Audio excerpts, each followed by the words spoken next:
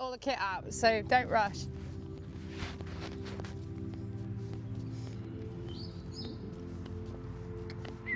Come on, Pidgey. Pidgey.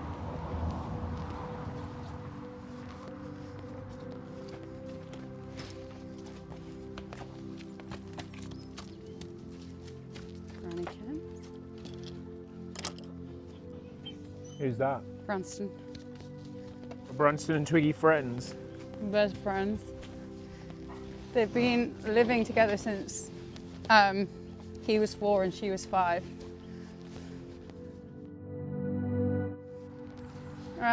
This is Twiggy.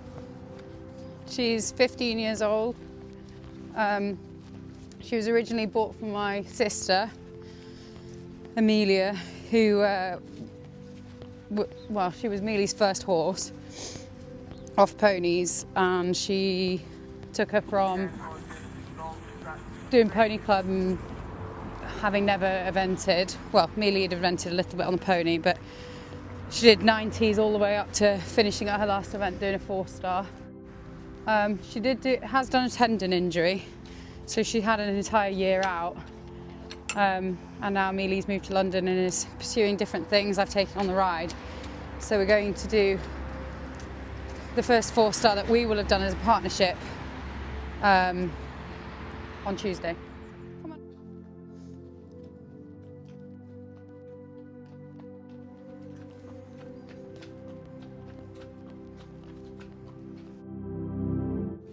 This is Willow. This is technically Twiggy's foal, but we did an embryo transfer from Twig into Bonita, who's a great mum. It's the second time we've done that. She's by Le Prince de Bois, and we're very proud. Future 4-star. Future 5-star. Fidget's here now. I think that's mental. Cool. So I just need to steal this string. Yeah. Unlike other sports, where you would never have a chance to compete against your heroes, the top of the top are at every level in eventing, because you're always bringing young horses up through the ranks. So you'll have Harry Mead is current world #1, and he will still be competing around 100 level horse trials on young horses doing their first events, and competing at 5-star level on his better horses, or his best horses. She just said she wanted to leave this on the top and go for a fade down the sides, so that's what I gave her. Prepping for an event, the physical prep is definitely much more difficult when you're further away from the event. So prepping up for Little Downham, getting her fit and doing all the training, it's just going through the motions. I have a system and a plan, and it's just about following and implementing the plan. As you get up close to the event, that's when I find the mental side starts to take over a little bit more. And especially when you're actually there at the event, you're often there for a few days. So there's a lot of time to ride them and sort of be in your own head at the event. So it's just being really strong with your system and try not to stop panicking and flapping and doing something that you wouldn't ordinarily do, because you think, oh God, I'm here now and I have to suddenly do this, that. Twiggy obviously has had to learn to cope with distractions, which is no bad thing. I think we can often over-sanitize our arenas. And then when you get to a competition and not everything's going right, you wonder why. But Twiggy is the spookiest horse I've ever ridden, and even though she comes in here all the time, that is very alarming. What have you got, Fidgy?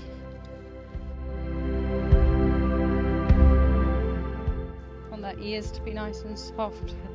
She's still just picking up things outside the arena, so her ears are just slightly on that, so I'd like her just to be a bit more focused on me.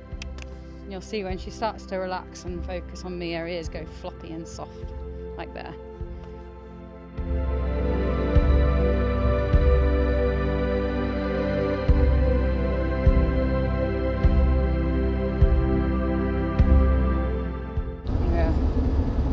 Little Downham's a bit of a journey for us. It's 4 hours from home. Well, it'll probably take 4.5 in the lorry.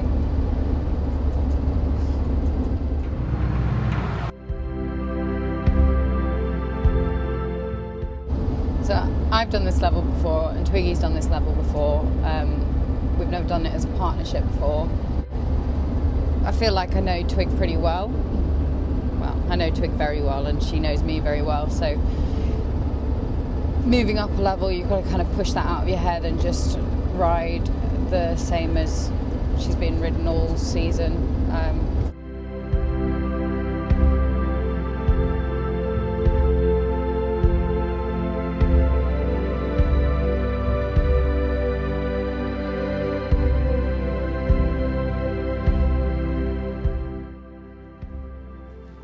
My hair looked crap.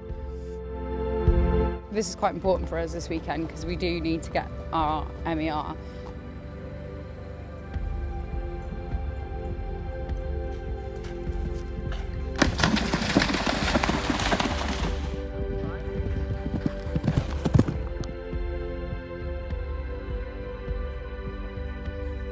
So now we've done our dressage. I was fairly pleased with how she went. There was a couple of blips, but her way of going was generally relaxed, which is always good. So now we're on to the show jumping and then finishing off with cross country this afternoon.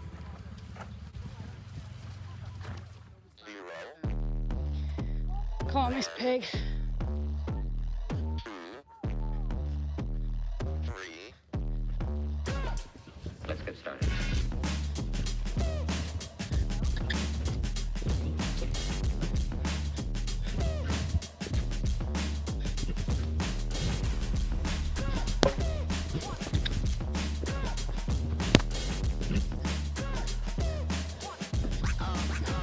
Real good.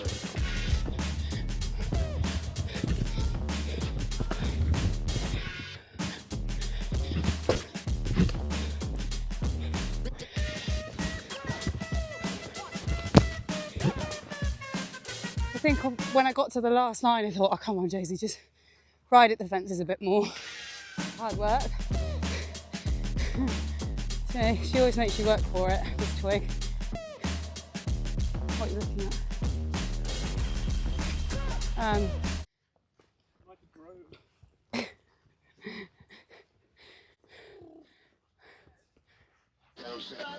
Yeah.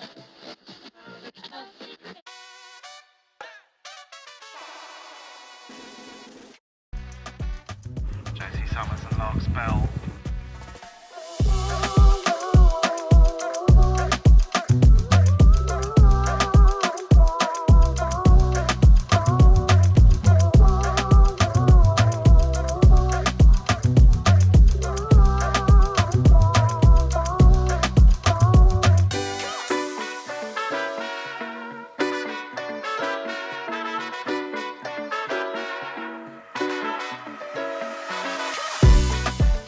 Josie Summers and Lark's Bell, down past Control, just standing up in the stirrups, taking it pretty strong, going down to that open ditch, jumps it well.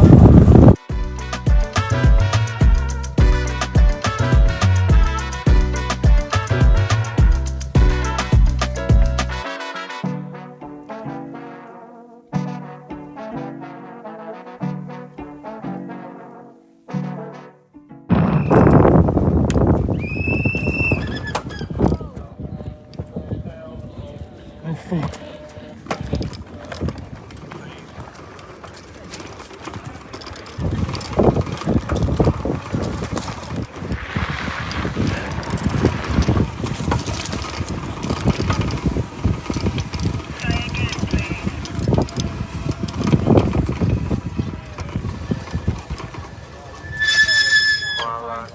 Josie Summers and Lark's Bell, parting company at the... I was trying to put another one in. She went, nope. You're okay, guys. Just take time. Fences from home. Yeah. Is she alright? She seems fine. She just... Well, Is she alright? I think she just was a bit shocked. Sorry? Yeah, that's fine. She's over here. 18. What happened? Followed by the Equid Consulting Corners. As Anthony Clark battling up towards make their way round. Very frustrating because we were only 2 from home. And we jumped all the difficult combinations. We came to a very simple table, and I think, not to blame Twiggy, because we're both complicit, obviously, but we got on there straight for home.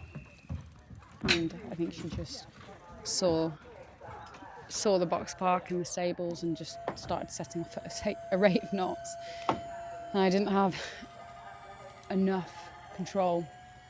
So we ended up just coming to quite a simple big table, and she clocked it and took off astride early and banked the top of it and then couldn't get a landing gear down.